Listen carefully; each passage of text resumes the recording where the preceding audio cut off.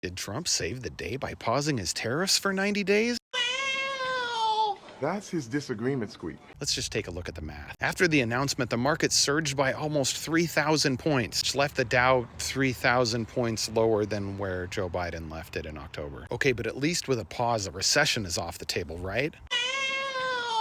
Unfortunately, the banks and the economists say no, not really. Because really a 90-day delay is just more volatility, which means nobody's going to be making any big purchases, any big investments, or any big business deal until anyone actually has an idea what's going to happen after the delay expires. Okay, but at least this is all part of Trump's chestnut checkers strategy, right?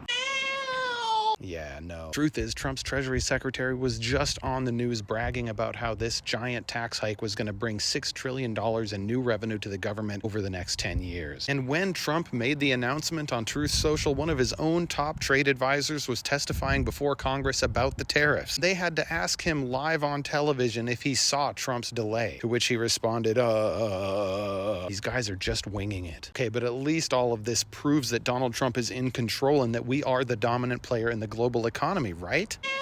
This may be the worst news of all, because a lot of insiders actually believe that it was the American bond market collapsing that forced Trump to backtrack. This is because the value of American Treasury bonds usually increases when people get nervous about the stock market, because the United States for the last 50 or so years has been the most stable economy. So the stock market and the bond market both declining at the same time means investors are now realizing that under Donald Trump, we may no longer be the superpower we once were. They are now looking for an investment vehicle that is more stable than the American government, which for my entire life has been the global North Star. Any other theories?